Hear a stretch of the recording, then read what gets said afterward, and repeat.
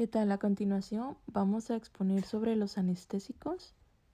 En cuanto a mi presentación, soy Denise Elizabeth Iñiguez Cisneros, perteneciente al grupo 515 de la materia toxicología impartida por el doctor René Francisco Basso Quevedo. Es el segundo tema del plan AVER y soy de la Universidad Autónoma de Baja California, de la Facultad de Medicina y Psicología. Muy bien.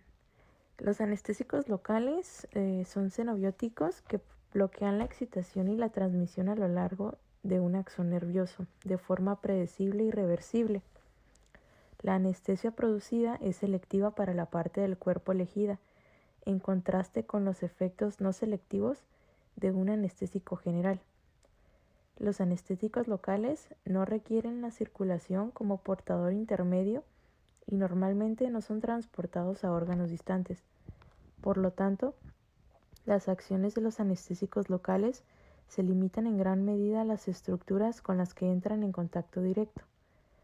Los anestésicos locales pueden proporcionar analgesia en diversas partes del cuerpo mediante su aplicación tópica, su inyección en las proximidades de las terminaciones nerviosas periféricas y los troncos nerviosos principales, o mediante su instilación en los espacios epidural o subaracnoideo. Los distintos anestésicos locales difieren en cuanto a su potencia, duración de la acción de grado, de efectos sobre las fibras sensoriales y motoras y demás. La toxicidad puede ser tanto local como sistémica. En el caso de la toxicidad sistémica, suele verse afectados el sistema nervioso central y el sistema cardiovascular. Fue hasta la década de los 80 que los únicos xenobióticos disponibles para el dolor eran los depresores de la acción central, como el alcohol y los opioides, que atenuaban la percepción del dolor en lugar de atacar la causa principal. El arbusto de la coca fue traído a Europa desde Perú por Karl von Scherzer, que era un explorador austriaco, a mediados del siglo XIX. Algunas de las hojas de coca fueron analizadas por el químico Albert Niemann, quien en 1860 extrajo con éxito y dio el nombre al principio activo, el alcaloide cocaína. Sigmund Freud estudió el uso de la cocaína para curar la adicción a la morfina. Kohler, en la clínica oftalmológica de la Universidad de Viena, disolvió polvo de coca en agua destilada, instiló la solución en los sacos conjuntivales de una rana, un conejo, un perro y de él mismo, y observó que sus córneas, al igual que las suyas, podían tocarse sin evidencia de parpadeo o reflejo. En 1884, Kohler realizó una operación de glaucoma solo con anestesia tópica de cocaína. La noticia se difundió rápidamente, lo que llevó a la diversificación de su uso. Aunque los beneficios clínicos de la anestesia de cocaína eran importantes, también lo era su potencial tóxico y adictivo. Se notificaron al menos 13 muertes en los primeros 7 años tras la inducción de la cocaína en Europa, y en los 10 años siguientes a la introducción de la cocaína como anestésico regional, aparecieron en la literatura revisiones de envenenamiento por cocaína.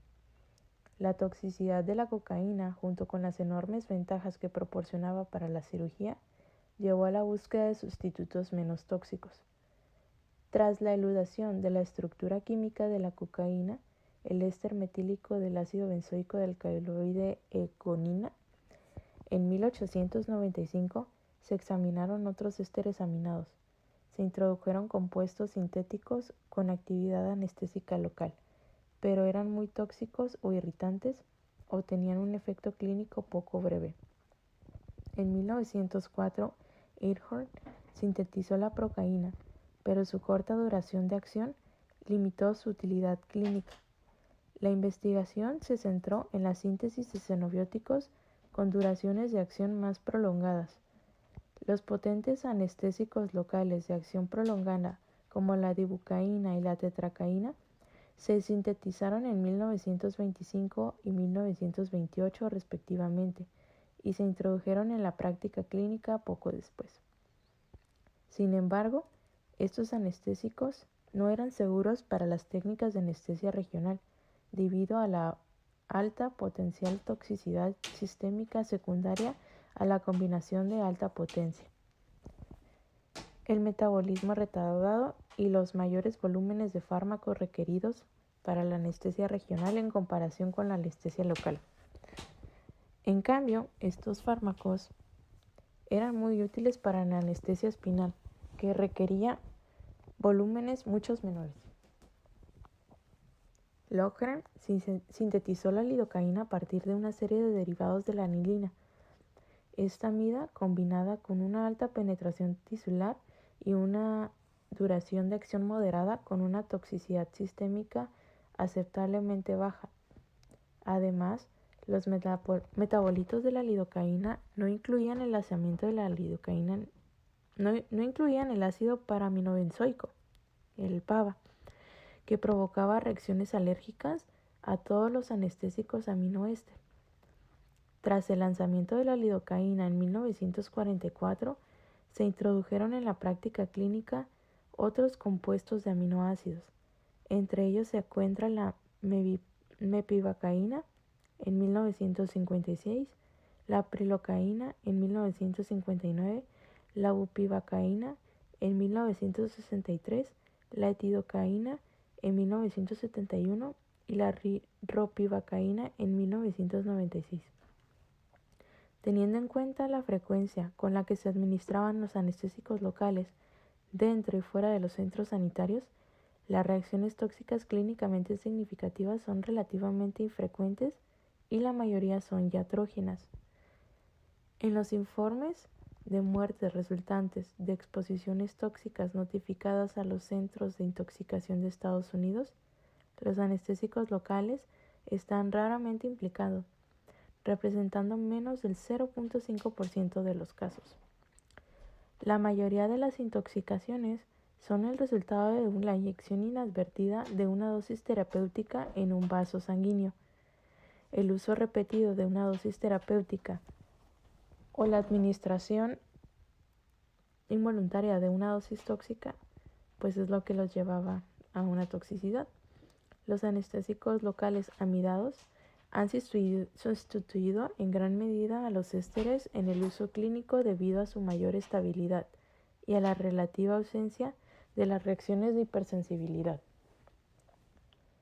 La intoxicación por benzocaína tópica es relativamente común debido al gran número de productos de venta libre disponibles para el tratamiento de la dentición y las hemorroides.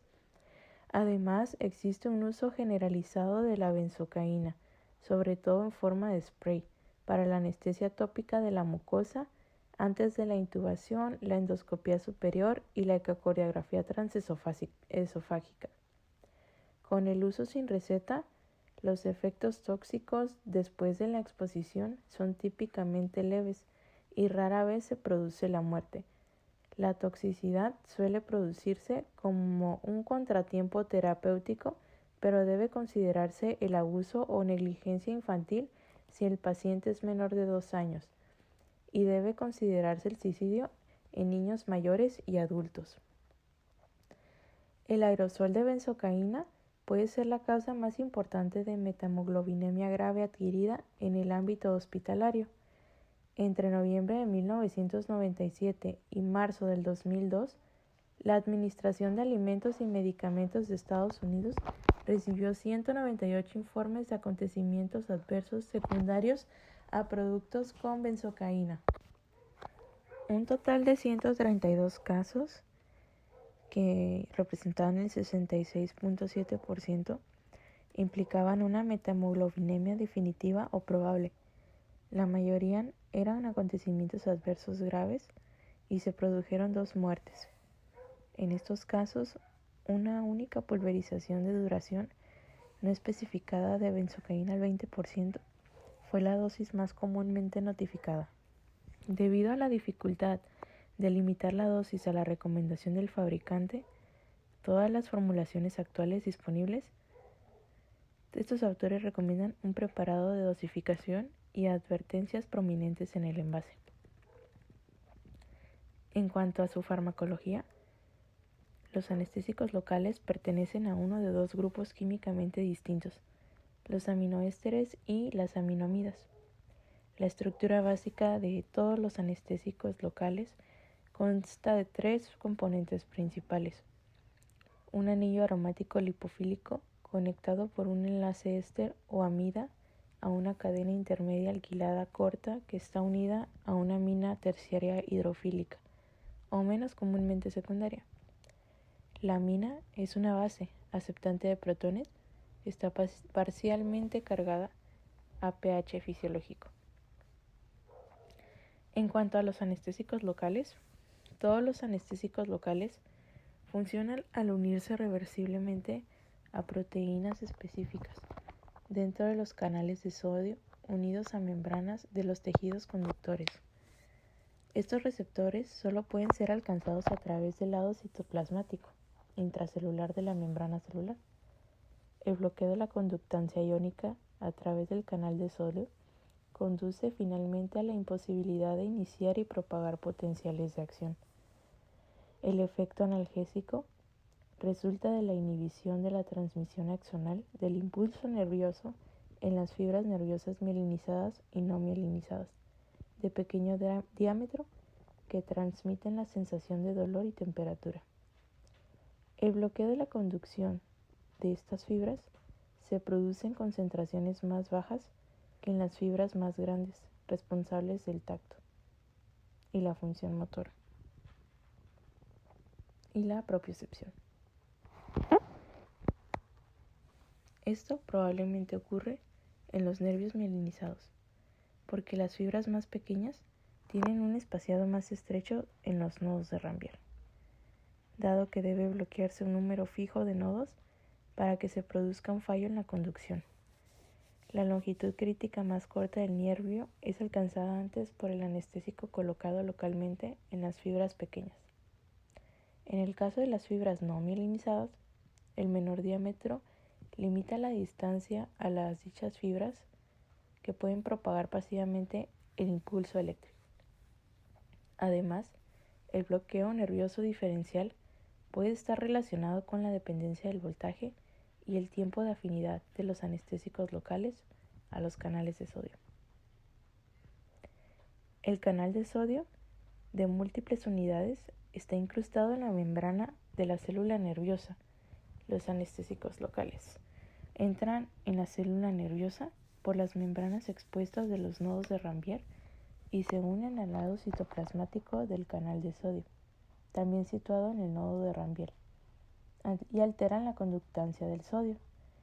El canal de sodio puede existir en 3 estados: en el potencial de membrana en reposo o en la membrana hiperpolarizada. El canal está cerrado a la conductancia del sodio. Con un estímulo activador apropiado, el canal se abre, permitiendo la entrada rápida de sodio y la despolarización de la membrana. Milisegundos después, el canal se inactiva, terminando la corriente rápida de sodio. El bloqueo es mucho más fuerte para los canales que están activados, abiertos o inactivados, que para los canales que están en reposo. Las fibras del dolor tienen una tasa de disparo más alta y un potencial de acción más largo, es decir, más tiempo con el canal de sodio abierto o inactivado que otros tipos de fibra, y por lo tanto son más susceptibles a la acción de los anestésicos locales. Estos efectos también se producen en los tejidos conductores del corazón y el cerebro, que dependen de la corriente de sodio. Aunque inicialmente se creía que el bloqueo de los canales de sodio era la única causa de toxicidad sistémica, los mecanismos más complejos, especialmente en el corazón, pueden ocurrir a concentraciones sistémicas más bajas de lo que se pensaba. Los anestésicos locales pueden interactuar con otros sistemas celulares a concentraciones clínicamente relevantes. Por ejemplo, la lidocaína inhibió la señal muscarínica en podocitos de Xenopus en al menos 50% de la concentración requerida para el bloqueo de los canales de sodio. Cada vez hay más pruebas que indican que los anestésicos locales pueden afectar directamente a muchos otros sistemas y funciones orgánicas, como los sistemas de coagulación, inmunitario y respiratorio. El estudio de estos efectos menos descritos puede ayudar a dilucidar fenómenos tanto terapéuticos como tóxicos que están incompletamente explicados. El principal determinante del inicio de acción de un anestésico local es su pKa, que afecta la lipofilia de un fármaco. Todos los anestésicos locales son bases débiles, con un pKa entre 7, 8 y 9.3, a un pH fisiológico 7.4. Los xenobióticos con un pKa más bajo tienen más moléculas sin carga, que están libres para atravesar la membrana de la célula nerviosa, produciendo un inicio de acción más rápido que los xenobióticos con un pKa más alto. El inicio de acción también está influido por la dosis total del anestésico local administrada, que afecta a la concentración responsable de la difusión. La potencia de los anestésicos locales está muy relacionada con la solubilidad lipídica del xenobiótico. Por lo tanto, el lado aromático del anestésico es el principal determinante de la potencia. La amina hidrofílica es importante para ocupar el canal de sodio, lo que implica una interacción iónica con la forma cargada de la amina terciaria. La longitud de la cadena intermedia es otro factor determinante de la actividad de los anestésicos locales, con 3 a 7 equivalentes de carbono que proporcionan la máxima actividad. Las longitudes de cadena intermedia más cortas o más largas se asocian con una rápida pérdida de la acción de los anestésicos locales, lo que sugiere que se requiere una longitud crítica de la separación física del grupo aromático de la amida terciaria para que se produzca el bloqueo del canal de sodio. El grado de unión a las proteínas influye en la duración de acción de un anestésico local. Los anestésicos con mayor unión a proteínas permanecen asociados a la membrana neural durante un intervalo de tiempo más largo y por tanto tienen una mayor duración de acción. Cuando se alcanzan concentraciones séricas elevadas, un mayor grado de unión a proteínas aumenta el riesgo de toxicidad cardíaca. En cuanto a la farmacocinética, hay que distinguir entre la disposición local, que es la distribución y eliminación, y la disposición sistémica del anestésico. La distribución local está influenciada por varios factores, incluyendo la propagación del anestésico local por el flujo masivo, la difusión, el transporte a través de los vasos sanguíneos adyacentes y la unión a los tejidos próximos. La eliminación local se produce a través de la absorción sistémica, la transferencia a la circulación general y la hidrólisis de los local de los anestésicos aminoésteres. La absorción sistémica disminuye la cantidad del anestésico local disponible para el efecto anestésico, limitando así la duración del bloqueo. La absorción sistémica depende de la avidez de unión de los anestésicos locales a los tejidos cercanos al lugar de la inyección y a la perfusión local. Ambos factores varían según el lugar de la inyección. En general, las zonas con mayor flujo sanguíneo tendrán una absorción sistémica más rápida y completa del anestésico local, por ejemplo, más la intravenosa que la traqueal, que la intercostal, que la paracervical, epidural, plexo braquial, ciática y subcutánea por último.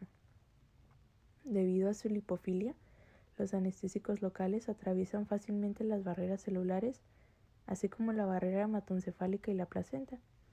Tras su absorción, la distribución tisular sistémica depende en gran medida de la perfusión tisular. Una vez que los anestésicos locales entran en la circulación venosa, pasan a través de los pulmones, donde puede producirse una absorción significativa, reduciendo así las concentraciones arteriales máximas. Por lo tanto, los pulmones pueden servir de amortiguador contra la toxicidad sistémica, pero la capacidad de los pulmones para acumular el fármaco es saturable. Parte de la razón por la que la mayoría de las convulsiones inducidas por anestésicos locales resultan de la inyección intravascular involuntaria en el lugar de la absorción es que la absorción pulmonar de estos fármacos supera el 90%. Los picos de concentración venosa muy elevados producidos por la inyección rápida suelen ser necesarios para producir concentraciones arteriales tóxicas.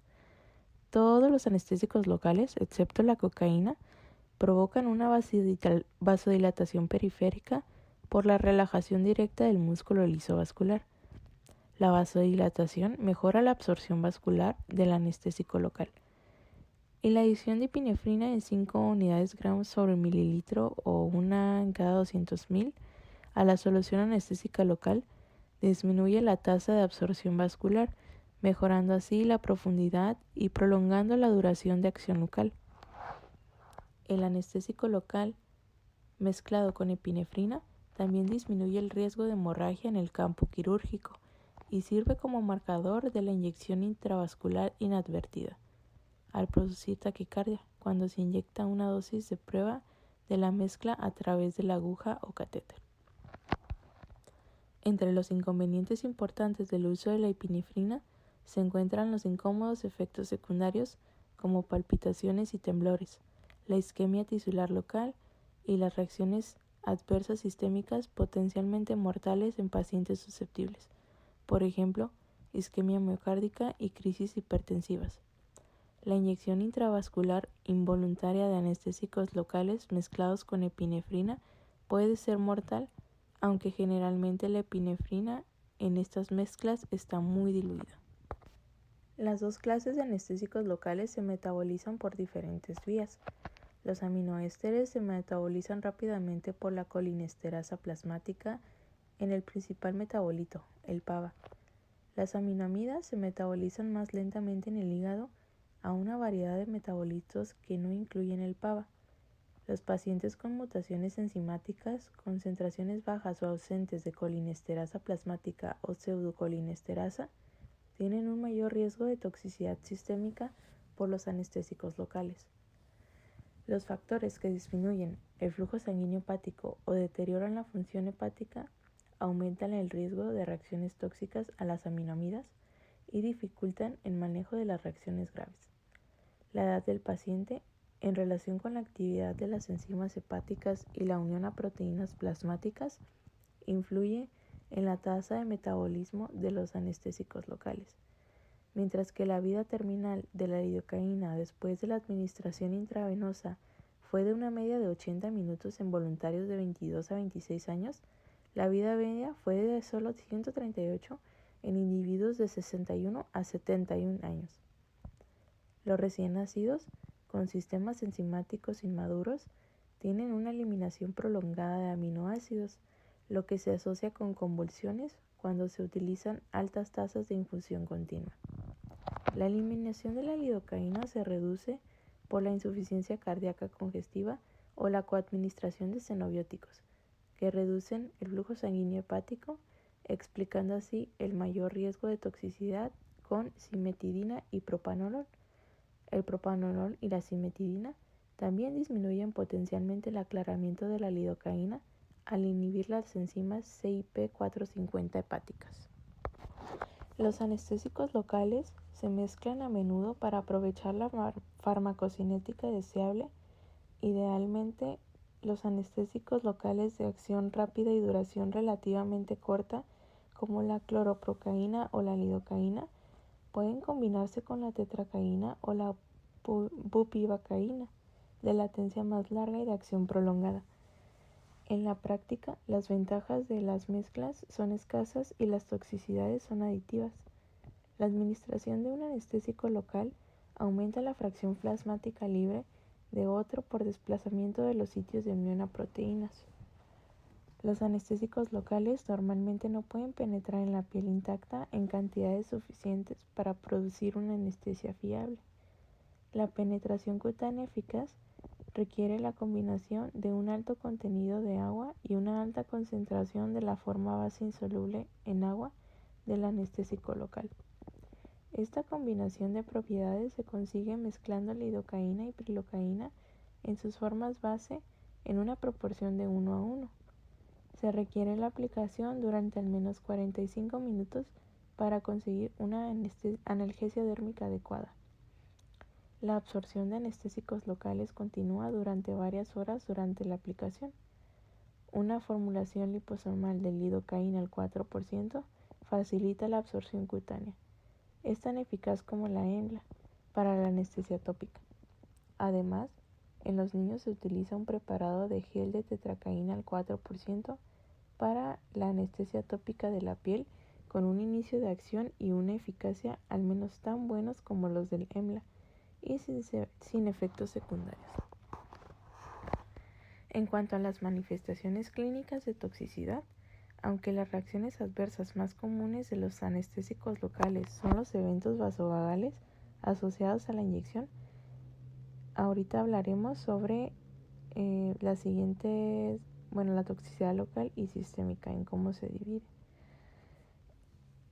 En cuanto a los efectos secundarios regionales y toxicidad tisular, a una concentración suficiente, todos los anestésicos locales son directamente citotóxicos para las células nerviosas. Sin embargo, en dosis clínicamente relevantes, rara vez producen daños nerviosos localizados. La inyección intratecal o la infusión de anestésicos locales para la anestesia espinal puede provocar una neurotoxicidad directa significativa.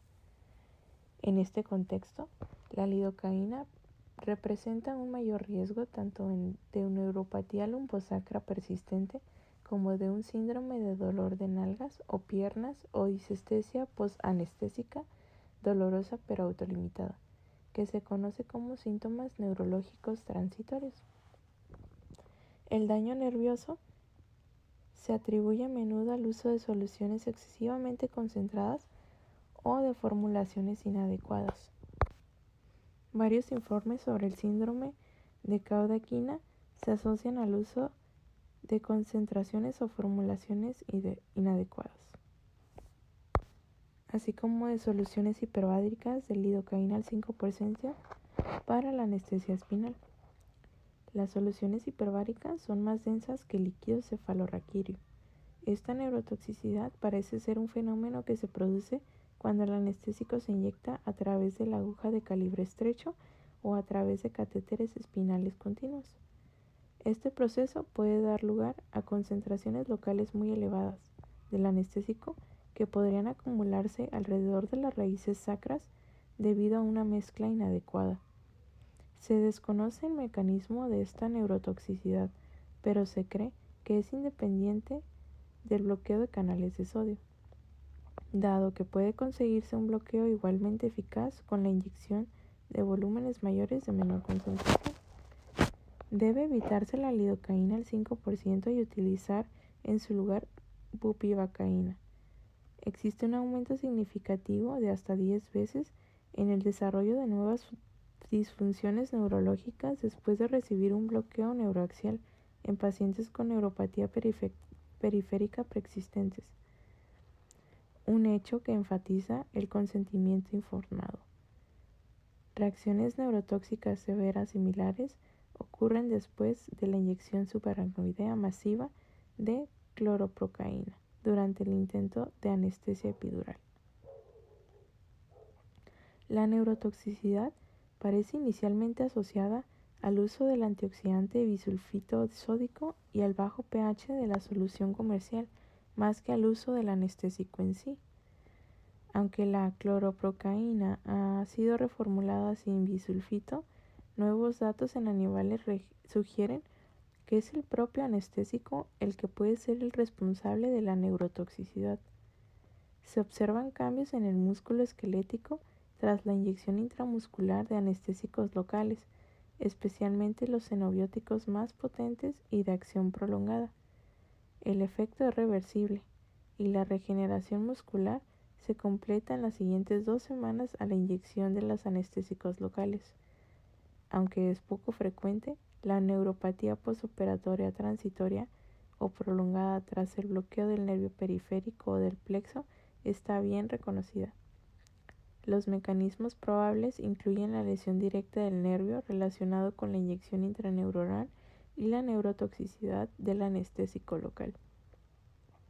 La frecuencia de las neuropatías periféricas notificadas tras el bloqueo del nervio periférico varía entre el 0% y más del 5%. El uso de guía ecográfica para dirigir la posición de la aguja puede reducir esta complicación debido a la visualización directa del nervio periférico, evitando la lesión traumática y permitiendo la inyección de menos anestésico local para producir un bloqueo adecuado del nervio. Los estudios comparativos han mostrado resultados contradictorios y es probable que no tengan la potencia suficiente. Recientemente, un análisis de 12.868 bloqueos nerviosos guiados por ecografía para anestesia regional periférica reveló que la incidencia de síntomas neurológicos postoperatorios que duraron más de 5 días y 6 meses fue del 0.18% y del 0.008% respectivamente. Es posible que la visualización del lugar del destino mediante guía ecográfica también disminuya la toxicidad sistémica de los anestésicos locales al evitar que la inyección intravascular inadvertida. En cuanto a las reacciones alérgicas a los anestésicos locales, pues son extremadamente raras. Menos del 1% de todas las reacciones adversas a los fármacos causadas por los anestésicos locales están mediadas por la inmunoglobulina IgE. En un estudio diseñado para determinar la prevalencia de la verdadera alergia a los anestésicos locales en pacientes remitidos a una clínica de alergias por sospechas de hipersensibilidad, los resultados de las pruebas de punción cutánea e intradérmicas fueron negativas en los 236 sujetos analizados. Como se ha señalado, los aminoésteres son responsables de la mayoría de las verdaderas reacciones alérgicas. Cuando se hidrolizan los anestésicos locales, aminoésteres producen PABA, un alérgeno conocido. La sensibilidad cruzada a otros anestésicos de ésteres aminados es común. Algunas preparaciones comerciales multidosis de aminoamidas pueden contener el conservante metilparabenos, que está químicamente relacionado con el PABA y es la causa más probable de las reacciones alérgicas mucho más raras atribuidas a las aminoamidas. Las aminoamidas sin conservantes, incluida la lidocaína, pueden utilizarse con seguridad en pacientes que tienen reacciones a preparados farmacológicos que contienen metilparabenos, a menos que el paciente sea específicamente sensible a la lidocaína. De nuevo, si el paciente con antecedentes de reacción alérgica a un fármaco concreto requiere un anestésico local, puede elegirse un fármaco sin conservantes parabenos de la clase opuesta porque no hay reactividad cruzada entre amidas y ésteres. En cuanto a la methemoglobinemia, tenemos que es un efecto adverso frecuente de la benzocaína tópica y orofaringia, y ocasionalmente se ha notificado con el uso de lidocaína, tetracaína y prilocaína. El diagnóstico puede establecerse mediante la medición directa de la metahemoglobina con un cooxímetro. La mayoría de los informes de la methemoglobinemia asociado a los anestésicos locales son el resultado de una dosis excesiva o de una ruptura de la barrera normal de la mucosa para los anestésicos tópicos. La benzocaína se metaboliza en anilina y luego en fenilhidroxilamina y nitrobenceno, que son potentes agentes oxidantes. Aunque hay informes que describen la methemoglobinemia resultante de dosis estándar de benzocaína tópica en aerosol orofaringio, administrada para laringoscopía y endoscopía superior gastrointestinal, los pacientes afectados suelen tener una integridad anormal de la mucosa, como ocurre con la candidiasis o la mucositis. La prilocaína es un anestésico local aminoéster que se utiliza principalmente en la anestesia obstétrica por su rápido inicio de acción y su baja toxicidad sistémica, tanto en la madre como en el feto. El uso de grandes dosis de prilocaína puede conducir al desarrollo de la methemoglobinemia. La prilocaína es un derivado de la aninina que, cuando se metaboliza en el hígado, produce ortotuloidina, otro agente oxidante. Existe una relación necesaria, directa, entre la cantidad de prilocaína epidural administrada y la incidencia de methemoglobinemia. Por lo general, es necesaria una dosis superior a unos 8 miligramos por kilo para producir síntomas, que pueden no manifestarse hasta varias horas después de la administración epidural del fármaco. La crema de EMLA, utilizada a menudo en el ámbito ambulatorio para procedimientos dérmicos menores, puede provocar una metamoglobinemia significativa, que se ha notificado en niños y raramente en adultos. Las dosis estándar de la crema EMLA utilizadas para la circuncisión en neonatos a término se asocian con una producción mínima de metahemoglobina, pero los riesgos pueden aumentar en neonatos con trastornos metabólicos. Cuando esté clínicamente indicado, los pacientes afectados con metamoglobinemia sintomática pueden ser tratados con azul de metileno 4, que es un antídoto en profundidad. En cuanto a la toxicidad sistémica, todos los anestésicos locales se correlacionan con las concentraciones séricas.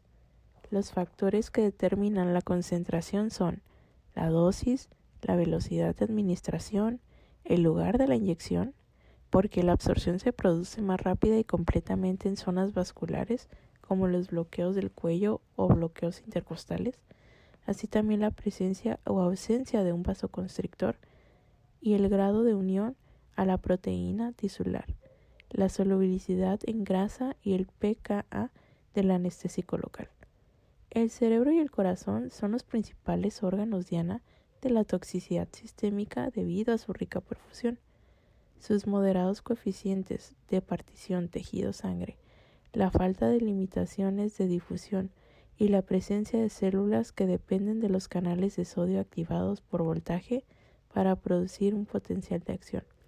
Se han publicado recomendaciones sobre las dosis máximas de anestesia local diseñadas para minimizar el riesgo de reacciones tóxicas sistémicas.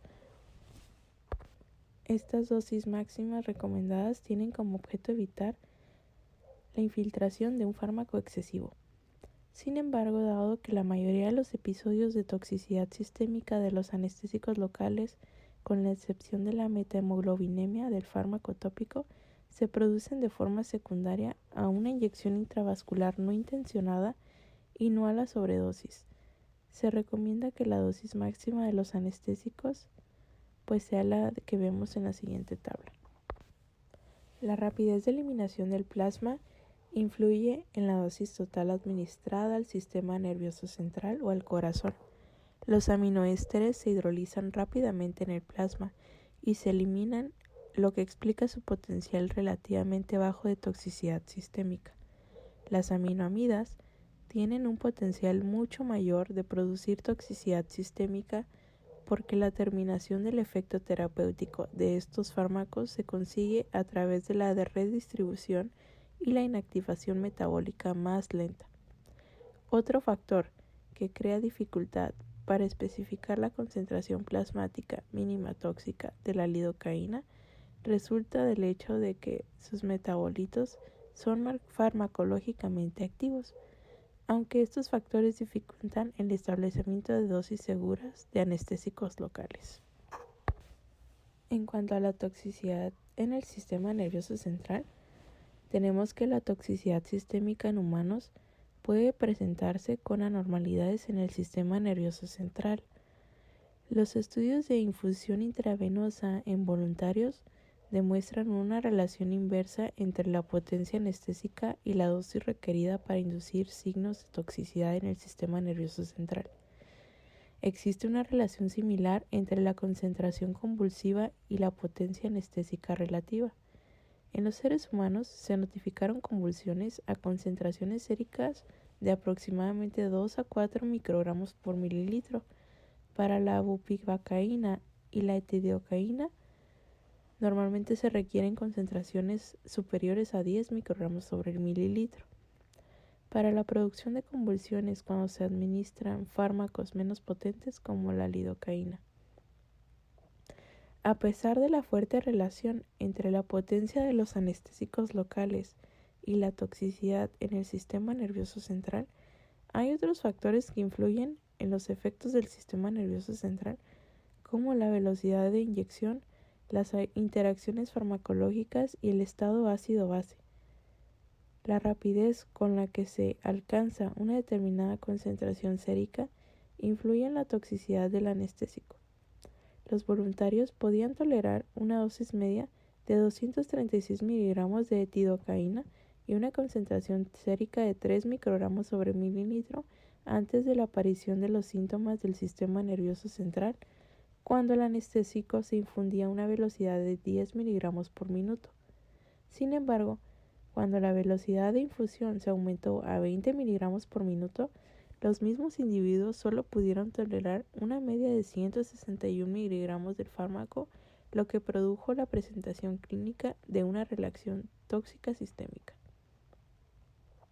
En general, los fármacos depresores del sistema nervioso central minimizan los signos y síntomas de la excitación del sistema nervioso central y aumentan el umbral de las convulsiones inducidas por los anestésicos locales.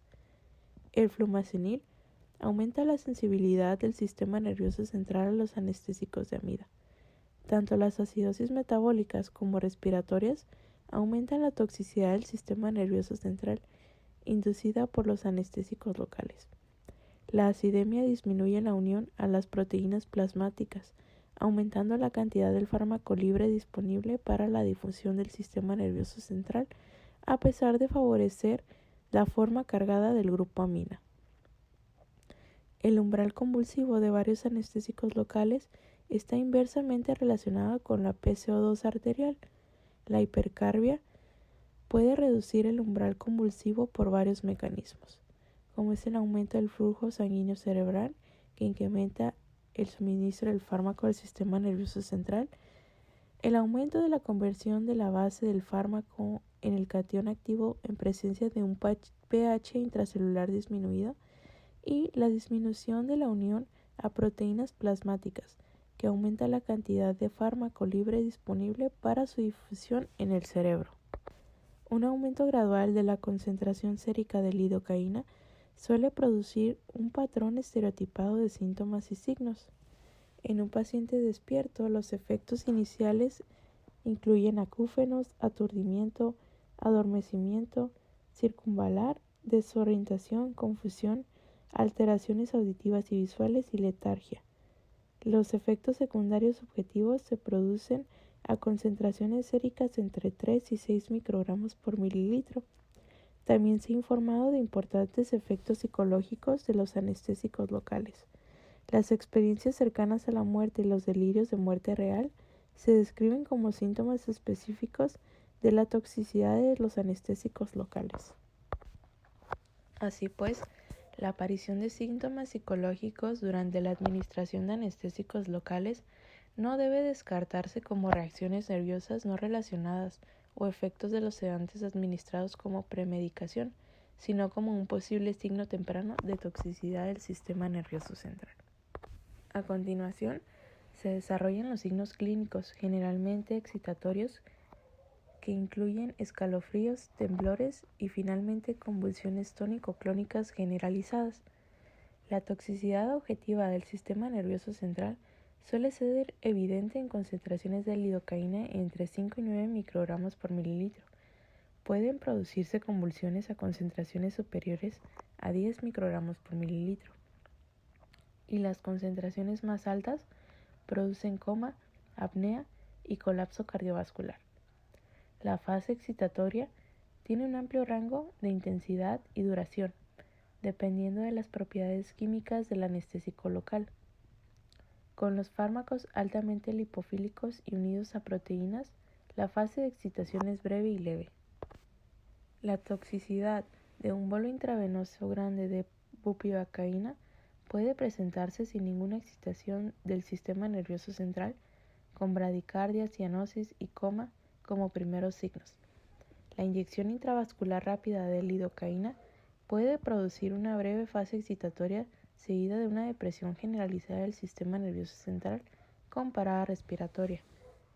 Las convulsiones pueden seguir incluso en una pequeña dosis inyectada en una arteria vertebral o carótida, como puede ocurrir el bloqueo del ganglio estrellado. Una sobredosis relativa produce un inicio más lento de los efectos. normalmente entre 5 y 15 minutos después de la inyección del fármaco, con una irritabilidad que progresa hacia las convulsiones. El mecanismo de la excitación inicial del sistema nervioso central implica un bloqueo selectivo de las vías inhibitorias corticales cerebrales en la amígdala. El aumento resultante de la actividad excitatoria sin oposición conduce a las convulsiones. A medida que la concentración aumenta aún más, se bloquean tanto las neuronas inhibitorias como las excitatorias y se produce una depresión generalizada del sistema nervioso central.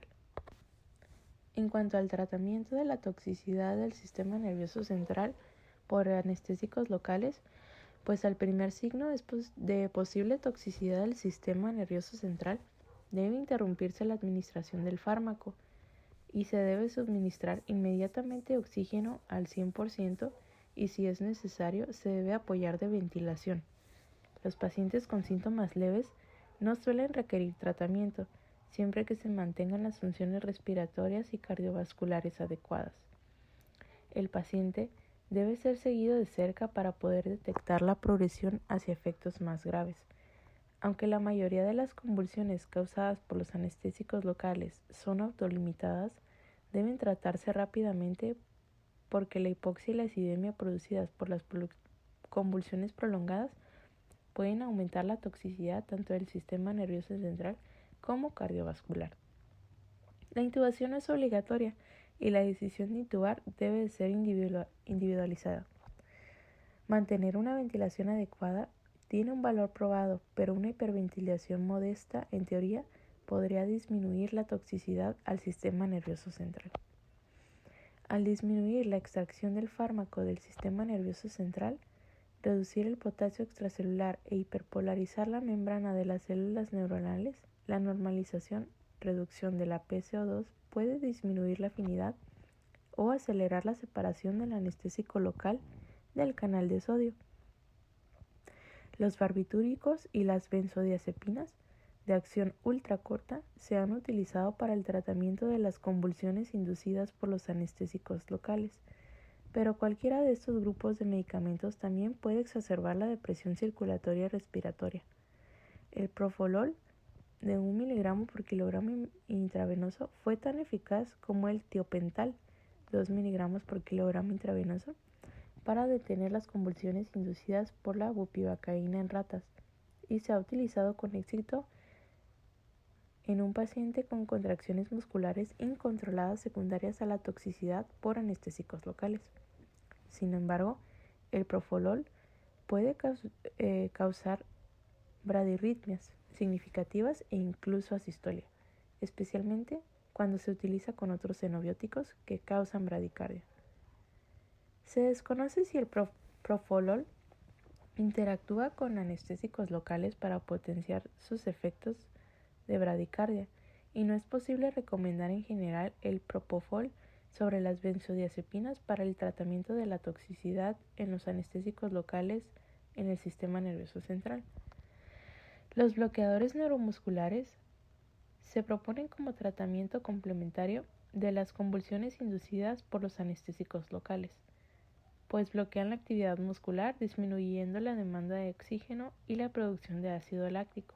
Sin embargo, los bloqueadores neuromusculares no deben utilizarse nunca para tratar las convulsiones en sí mismas, porque no tienen ningún efecto anticonvulsivo y puede hacer que el diagnóstico clínico de las convulsiones en curso sea problemático al abolir las contracciones musculares.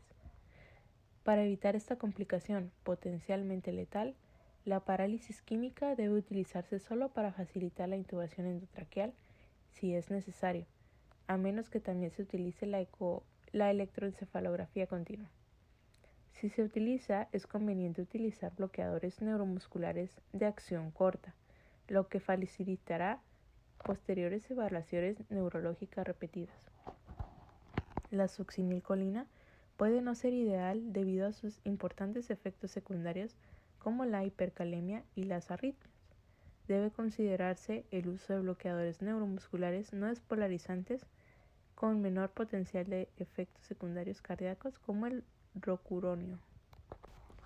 Cuando se produce una toxicidad sistémica grave, el sistema cardiovascular debe vigilarse estrechamente porque la depresión cardiovascular puede pasar desapercibida mientras se tratan las convulsiones, dado que la depresión miocárdica inducida por anestésicos locales puede producirse incluso con la presión arterial conservada. Es importante estar atento a los primeros signos de toxicidad cardíaca, incluidos los cambios en el electrocardiograma. Si la toxicidad es consecuencia de la ingestión de medicamentos líquidos, como ocurre en la mayoría de los casos, suele estar indicado el uso de carbón activado, aunque sus beneficios no están probados. Si el paciente se presenta inmediatamente después de la ingestión, puede considerarse lavado gástrico con una sonda nasogástrica. La inducción de la emesis está contraindicada, incluso después de la administración oral, debido al riesgo de convulsiones y de aspiración. Las membranas mucosas contaminadas deben ser lavadas. La hemodiálisis no es de utilidad probada y puede ser poco práctica, al igual que la hemoperfusión. En cuanto a la toxicidad cardiovascular, los efectos secundarios cardiovasculares son las manifestaciones más temidas de la toxicidad de los anestésicos locales. El shock y el colapso cardiovascular pueden estar relacionados con los efectos sobre el tono vascular, la inotropia y las arritmias, relacionadas con los efectos directos del sistema nervioso central y los efectos cardíacos vasculares, directos del anestésico local. Los estudios en animales y observaciones clínicas demuestran claramente que para la mayoría de los anestésicos locales, la toxicidad en el sistema nervioso central se desarrolla a concentraciones séricas significativamente más bajas, a excepción de la bupivacaína, que las necesarias para producir toxicidad cardíaca, es decir, tienen una elevada relación con la toxicidad cardiovascular. Cuando se produce toxicidad cardíaca, el manejo puede ser excesivamente difícil. Parte de la discrepancia entre la incidencia de la toxicidad en el sistema nervioso central y el corazón puede deberse a un sesgo de detección. No solo es posible que los médicos tratantes no reconozcan los efectos cardíacos debido a la preocupación por las manifestaciones de toxicidad en el sistema nervioso central, sino que la toxicidad cardíaca temprana puede ser bastante útil. En un estudio experimental en el que se intentó identificar los signos de alerta temprana de la toxicidad cardíaca inducida por bupivacaína en cerdos, se evaluaron los cambios inducidos por la bupivacaína en el gasto cardíaco, la frecuencia cardíaca, la presión arterial y el electrocardiograma. Una reducción del 40% en el gasto cardíaco no se asoció como un cambio significativo en la frecuencia cardíaca o en la presión arterial. Esta última secundaria a un efecto vasoconstrictor directo de la bupivacaína en concentraciones producidas. Los cambios en el tono vascular sistémico inducidos por los anestésicos locales pueden estar mediados por un efecto directo sobre el músculo liso vascular o directamente a través de los efectos sobre el flujo simpático de la médula espinal. Como es de esperar, el bloqueo simpático tras una anestesia espinal o epidural por encima del dermatoma T5 produce una venodilatación periférica y una dilatación arterial. Puede producirse un shock cuando se utilizan dosis elevadas de anestésicos en pacientes hipovolémicos. Los anestésicos locales tienen un efecto bifásico sobre el músculo liso vascular periférico. Mientras que las dosis más bajas producen una vasoconstricción directa, las dosis más altas se asocian a una toxicidad cardiovascular grave y provocan una vasodilatación que contribuye al colapso cardiovascular. Todos los anestésicos locales producen directamente una disminución de la contractibilidad cardíaca dependiente de la dosis, con efectos aproximadamente proporcionales a su efecto anestésico periférico. Aunque la acción de anestesia clásica del bloqueo de los canales de sodio en el músculo cardíaco explica en gran parte la inotropia negativa al afectar al acoplamiento excitación-contracción, no explica toda la diferencia de la depresión miocárdica producida por distintos anestésicos. Es posible que operen efectos pocos conocidos sobre el manejo del calcio o efectos del fármaco intracelular directamente sobre las proteínas contráctiles o la disfunción mitocondrial. La bupivacaína es significativamente más cardiotóxica que la mayoría de los otros anestésicos locales utilizados habitualmente. La inyección intravascular involuntaria se produce los signos casi simultáneos de toxicidad en el sistema nervioso central y en el sistema cardiovascular. Los estudios en animales han comparado las dosis o las concentraciones séricas de anestésicos locales necesarias para producir un colapso circulatorio irreversible con las necesarias para producir convulsiones. Esta relación colapso cardiovascular-toxicidad en el sistema nervioso central para la lidocaína es de aproximadamente cierta, por lo que la toxicidad del sistema nervioso debería ser evidente mucho antes de que alcancen concentraciones potencialmente cardiotóxicas. Por el contrario, la relación entre uno y otro para la bupivacaína es de 3 a 7. La bupivacaína produce una depresión miocárdica desproporcionada con respecto a su potencia anestésica. Lo que es más importante, puede causar arritmias ventriculares refractarias. El aumento de la toxicidad cardiovascular puede estar relacionada con el aumento de los efectos en el sistema nervioso central. Es posible que en ciertos casos de toxicidad anestésica local pueda obtenerse un electrocardiograma para detectar arritmias y alteraciones de la conducción. Deben obtenerse también los electrolitos séricos, nitrógeno ureico en sangre y creatinina, y también un análisis de gases en sangre para ayudar a evaluar la causa de las arritmias cardíacas. Debe obtenerse una coximetría en los pacientes en los que se sospeche clínicamente de una metamoglobinemia. Existen ensayos rápidos y sensibles para medir las concentraciones de lidocaína y su metabolito. Cuando se interpretan adecuadamente, los resultados de estos ensayos pueden utilizarse para prevenir la toxicidad de la lidocaína y para identificar la toxicidad de la lidocaína en el entorno no terapéutico. Los ensayos para determinar las concentraciones séricas de otros anestésicos locales generalmente no están disponibles de forma rutinaria, por lo que nunca se debe retrasar el tratamiento mientras se esperan los resultados de las determinaciones de concentración de los xenobióticos. El tratamiento de las complicaciones cardiovasculares de los anestésicos locales es complicado debido a los complejos efectos de los anestésicos locales en el corazón. El tratamiento inicial debe centrarse en corregir las alteraciones fisiológicas que pueden potenciar la toxicidad cardíaca de los anestésicos locales, como es la hipoxemia, la acidemia y la hipercalemia. El apoyo inmediato a la ventilación y la circulación limita la hipoxia y la acidemia. El reconocimiento precoz de la posibilidad tóxica cardíaca es fundamental para lograr un buen resultado, ya que los pacientes con toxicidad cardíaca que pasan desapercibidos durante cualquier intervalo son más difíciles de reanimar.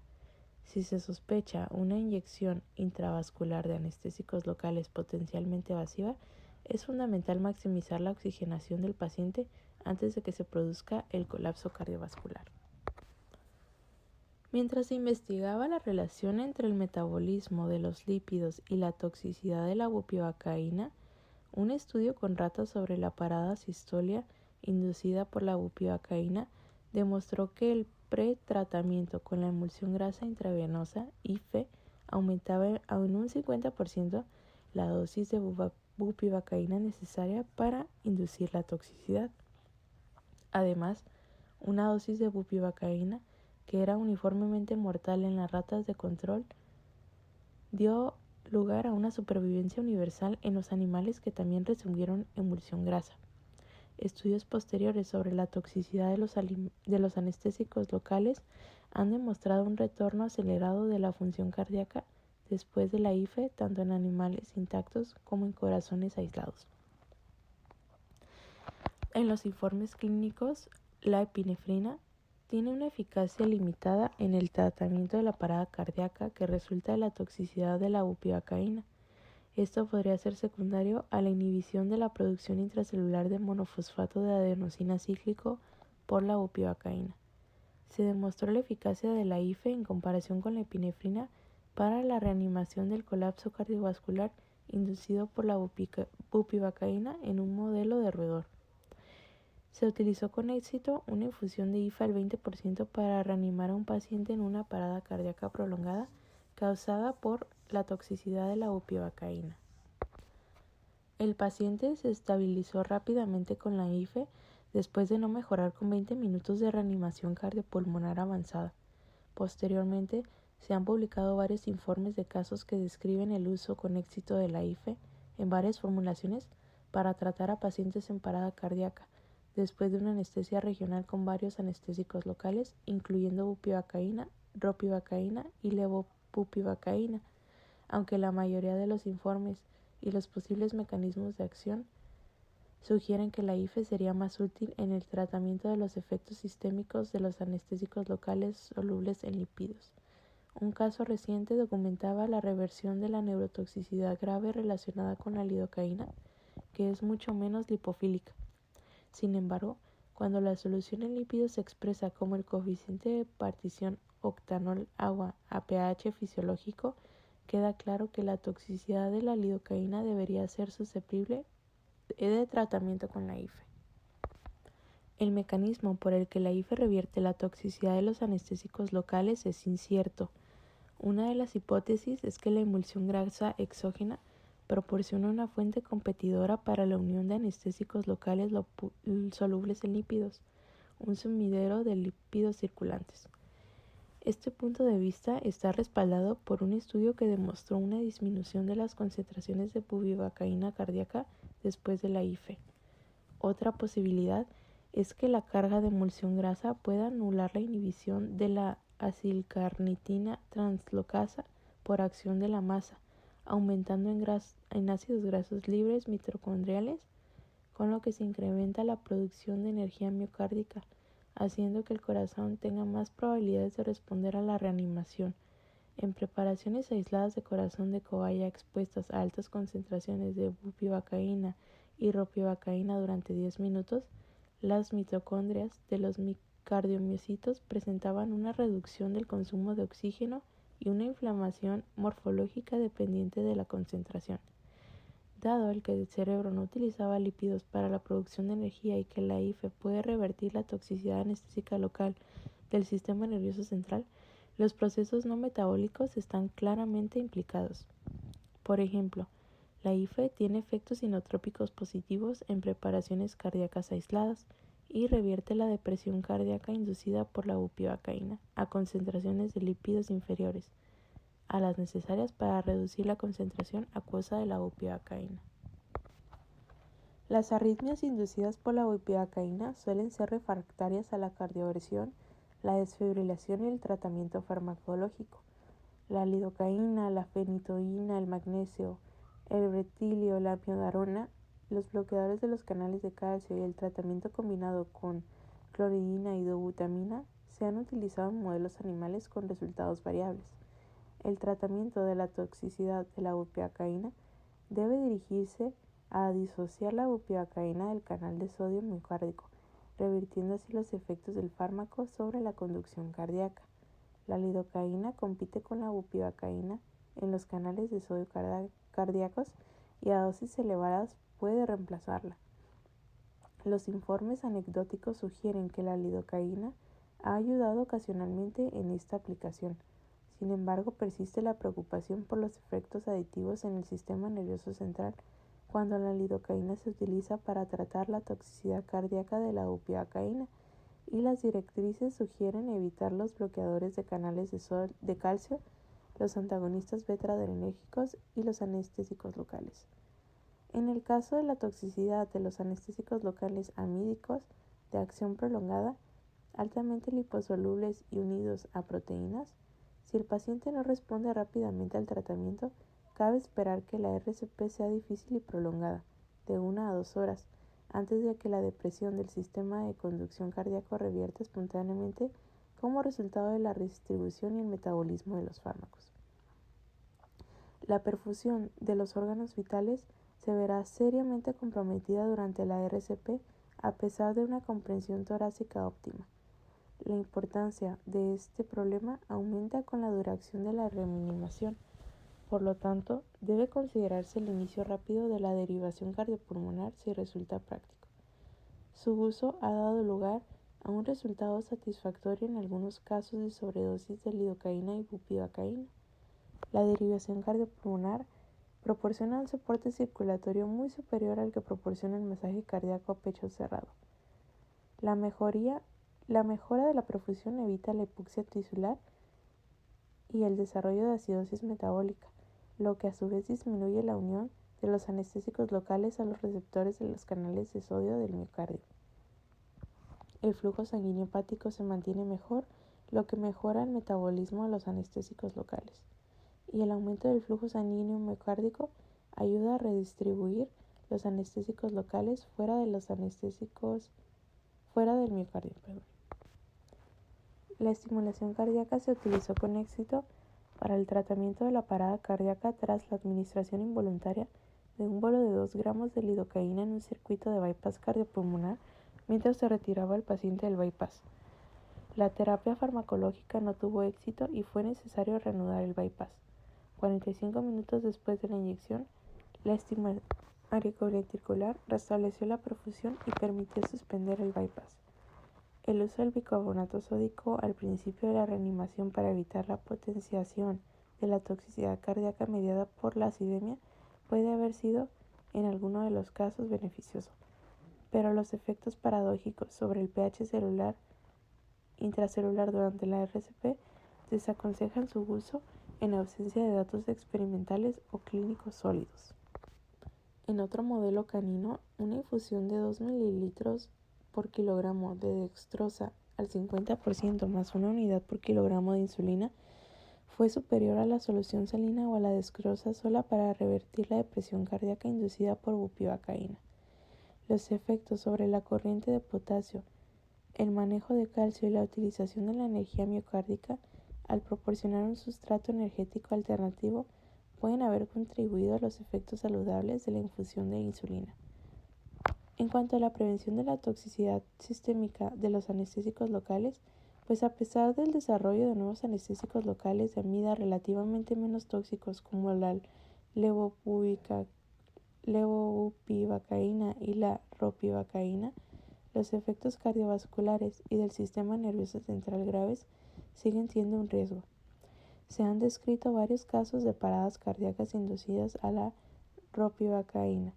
En estos casos, los pacientes con parada asistólica y parada asociada a fibrilación ventricular fueron reanimados con éxito. No obstante, está claro que la prevención es más prudente y eficaz que el tratamiento de la toxicidad.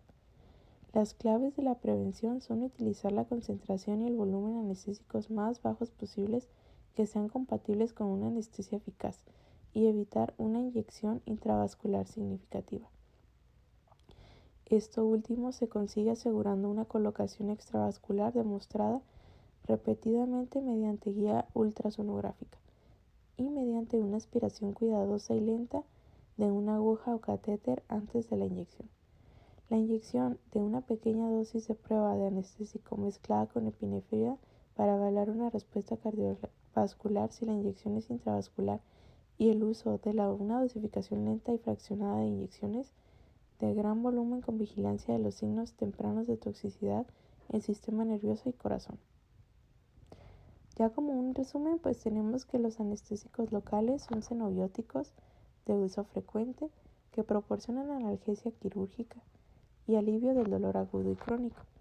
El efecto analgésico de los anestésicos locales se debe principalmente a la inhibición de la conductancia neuronal, secundaria al bloqueo de los canales de sodio. La toxicidad sistémica, que afecta principalmente al corazón y al cerebro, también está relacionada en gran medida con el bloqueo de canales de sodio.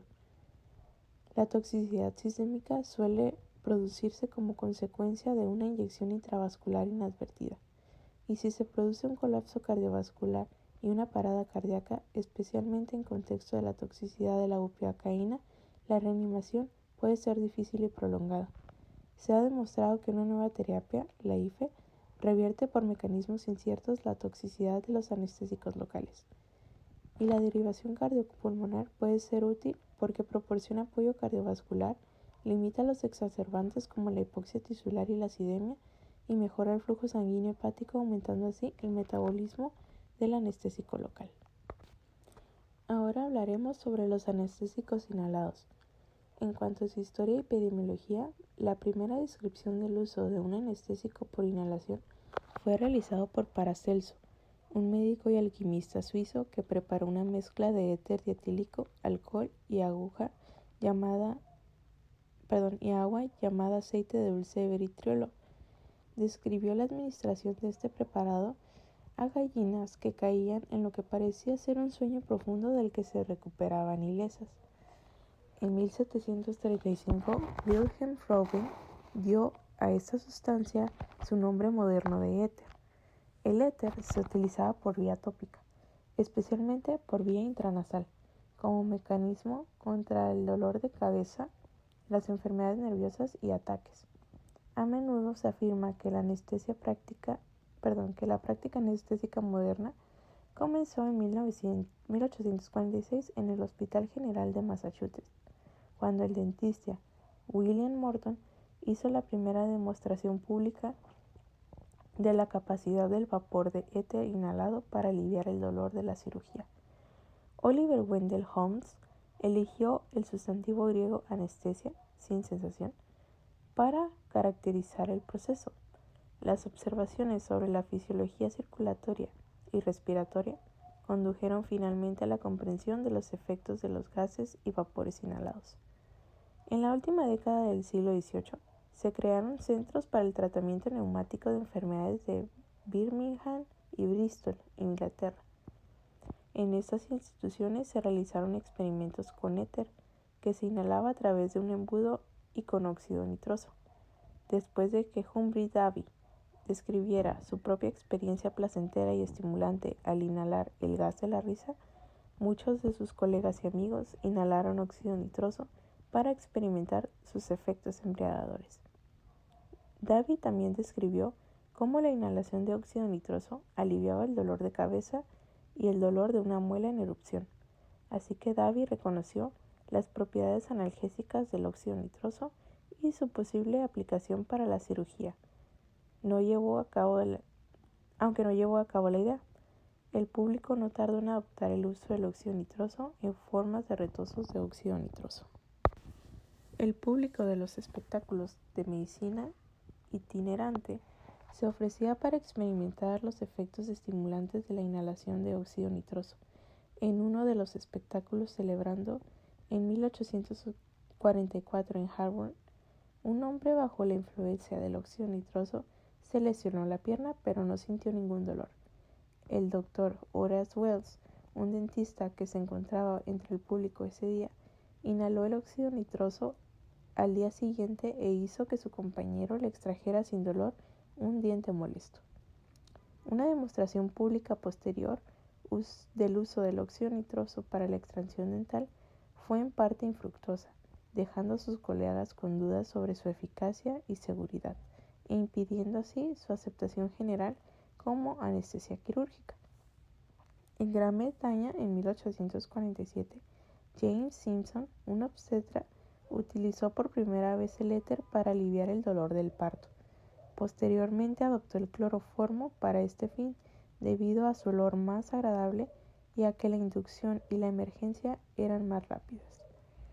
El clero y otros médicos se opusieron al concepto de aliviar el dolor durante el parto, pero el método acabó siendo aceptado después de que la reina Victoria diera a luz a un príncipe Leopoldo con el cloroformo administrado por John Snow.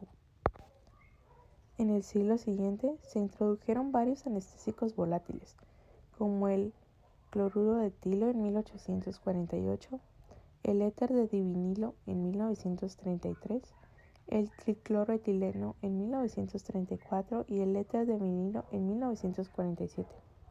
Todos ellos presentaban importantes problemas de seguridad asociados a su uso, como la combustibilidad y la toxicidad directa en los órganos. Los avances en la química del flúor condujeron a la incorporación rentable del flúor en las moléculas utilizadas en el desarrollo de los anestésicos modernos. El fluoroxeno fue el primero de los nuevos anestésicos fluorados que se utilizó ampliamente en la clínica. Sin embargo, este anestésico era inflamable y hepatotóxico. Fue sustituido en gran medida por el alotano no inflamable, que se sintetizó en 1951 y se introdujo en la práctica clínica en 1956. El metoxiflurano se evaluó en humanos en 1960, pero ya no se utiliza debido a su nefrotoxicidad y hepatotoxicidad. Se han producido otros hidrocarburos halogenados con mejores propiedades clínicas como el enflurano, el isoflurano, el desflurano y el sevoflurano. El gas inerte xenón puede ser un anestésico útil y es tanto cardio como neuroprotector en estudios experimentales. El uso clínico del xenón está limitado tanto por su coste como por su dificultad de fabricación.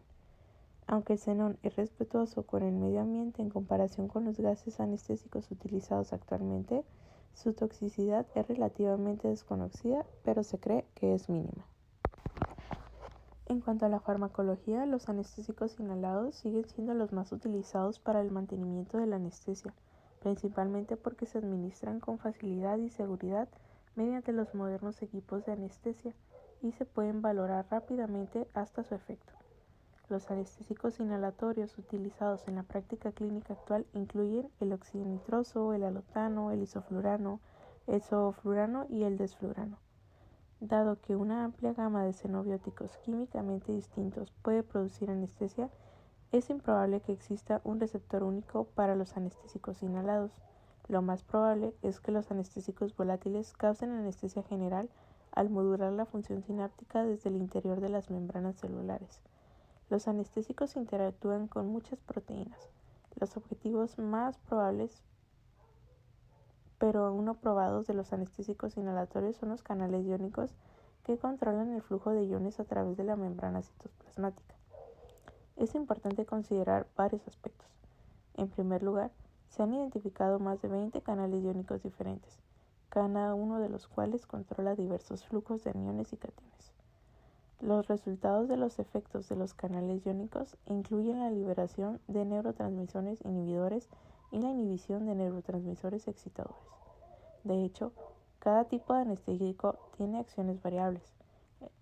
El receptor del ácido Y-aminobutírico tipo A, o sea GABA, es el mejor estudiado y desempeña un papel importante porque el GABA es un neurotransmisor inhibidor. La interacción de todos estos efectos de los receptores produce la condición a la que nos referimos como anestesia general. Muchos de los efectos adversos de los anestésicos inhalatorios son el resultado directo de los efectos de los canales iónicos en el tejido no neuronal, principalmente en las membranas de las células cardíacas. Los cambios reversibles en la función neurológica provocan la pérdida de la percepción y la reacción al dolor, el desconocimiento de los acontecimientos inmediatos y la pérdida de la memoria de estos acontecimientos. Los mecanismos farmacológicos comunes para la anestesia general incluyen el comportamiento físico-químico de los hidrocarburos volátiles dentro de las regiones hidrofóbicas de los lípidos y proteínas de las membranas biológicas. La potencia de los diversos anestésicos inhalados se correlaciona con sus propiedades físico-químicas y las teorías dominantes sobre los mecanismos moleculares para los que los anestésicos volátiles afectan la función de la membrana se basan en la solubilidad lipídica de los xenobióticos y en la demostración experimental de la inversión de la presión de la anestesia. La potencia anestésica se correlaciona directamente con la solubilidad lipídica relativa de cada xenobiótico, lo que sugiere que las acciones moleculares primarias de los anestésicos se producen en proporción lipídica de las membranas celulares. Este mecanismo se conoce como la teoría de la solubilidad lipídica de Meyer-Overton. Las regiones potenciales de la membrana para la acción de los anestésicos incluyen las áreas hidrofóbicas de las proteínas y las regiones de la interfaz proteína-lípido, así como la matriz de fosfolípidos. Las altas presiones, a 100 o 200 atmósfera, pueden revertir los efectos anestésicos de varios xenobióticos, lo que sugiere que la anestesia es el resultado del aumento del volumen de la membrana a presión de la atmósfera normal.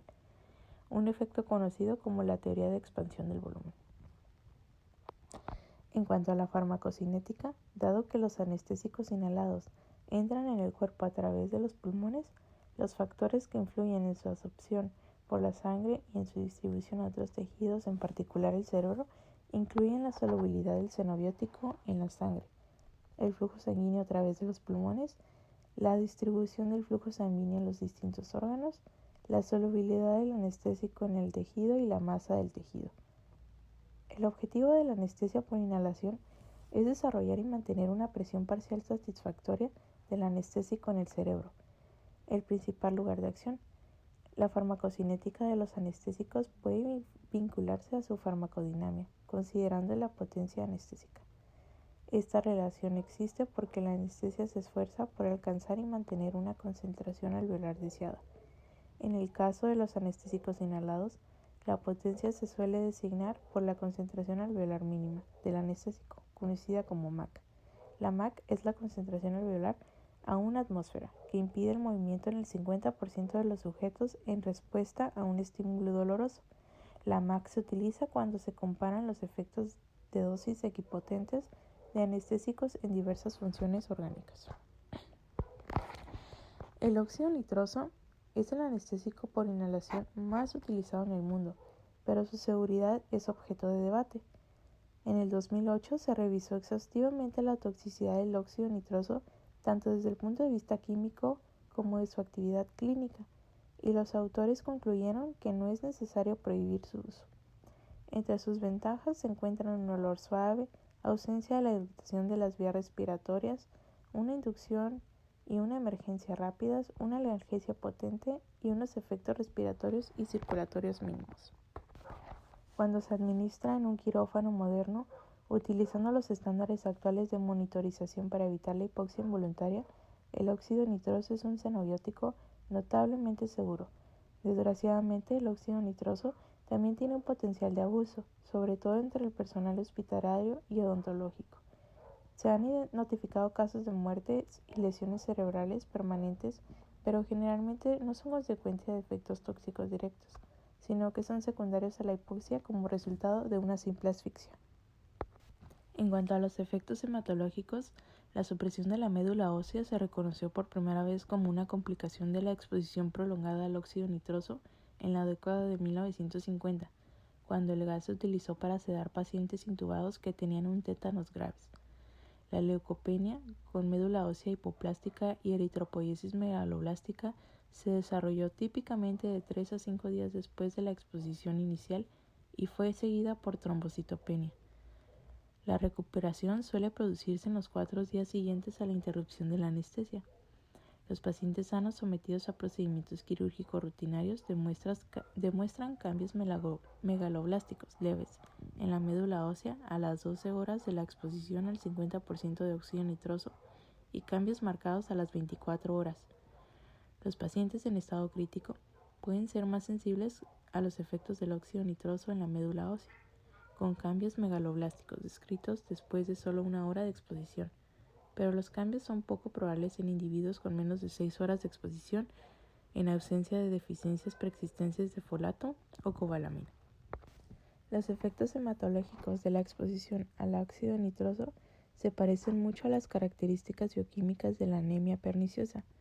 La vitamina B12 o cianocobalamina es una coenzima ligada a la metionina sintasa citoplasmática. La fracción de cobalto de la enzima funciona como portador de metilo en su transferencia del 5-metil-tetrahidrofolato a la homocisteína para formar metionina. El óxido nitroso oxida el ion cobalto, convirtiendo a la vitamina B12 de la forma activa monovalente a la forma inactiva divalente, lo que inhibe irreversiblemente la metionina sintasa. Las consecuencias metabólicas de esta inhibición son importantes porque la metionina y el tetrahidrofolato son necesarios tanto para la síntesis de ADN como para la producción de mielina.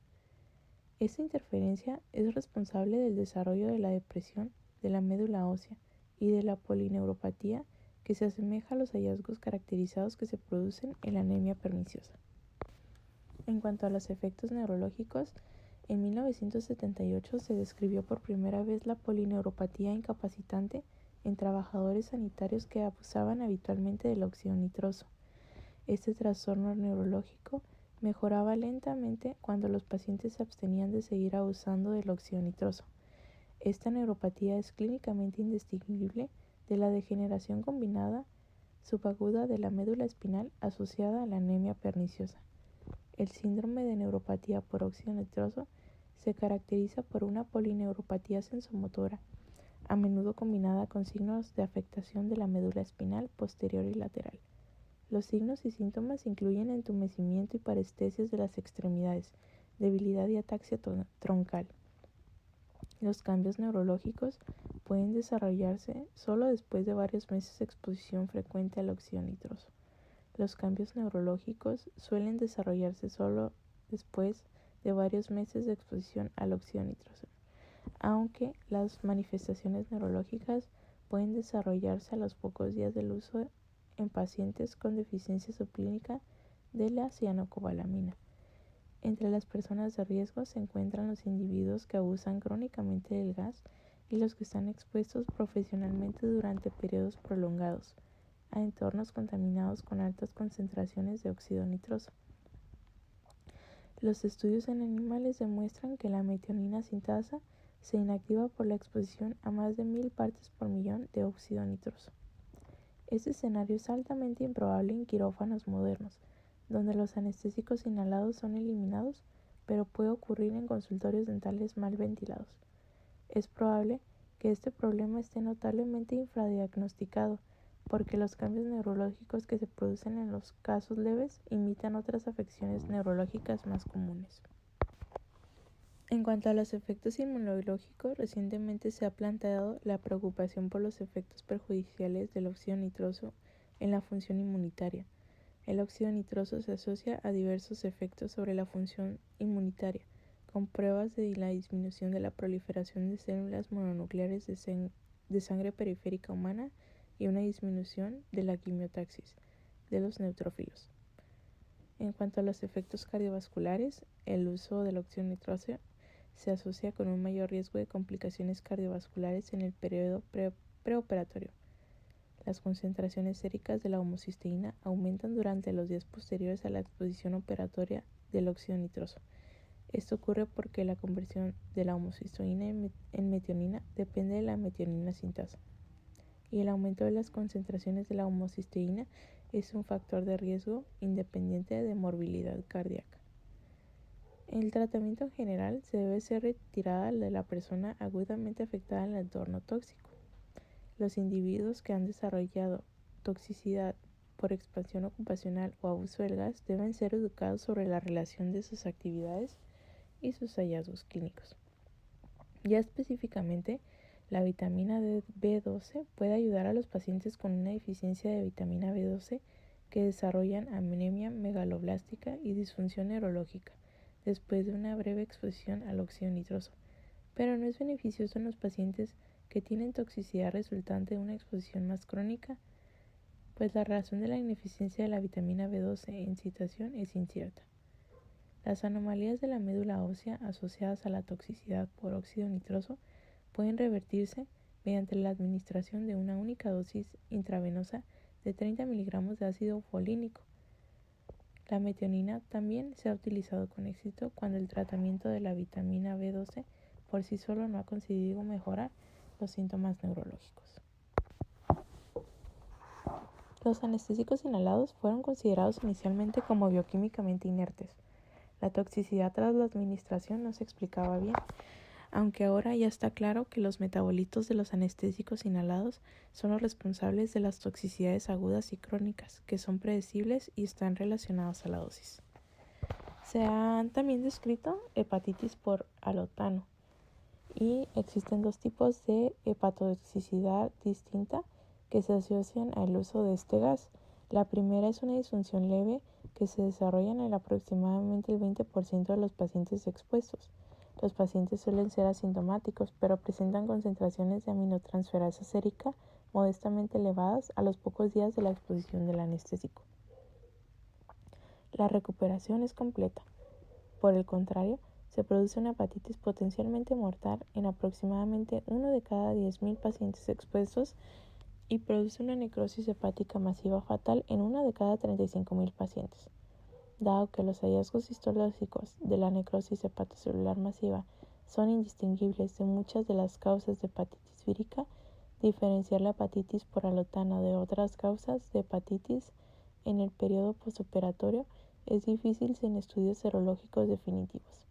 La ictericia, que es común después de la anestesia y la cirugía, puede ser el resultado de factores como una enfermedad hepática preexistente, una transfusión de sangre, una sepsis u otras causas de hepatitis. En cuanto al mecanismo de toxicidad, pues el alotano es el anestésico inhalado que más se metaboliza. Aproximadamente el 20% del anestésico absorbido sube un metabolismo oxidativo, principalmente por el CYP2E1 en el hígado, el ácido trifluoroacético, la reducción del trifluorocloretano y el difluorocloretileno es una ruta menor del metabolismo del alotano, que requiere la ausencia del oxígeno y la presencia del donante de electrones.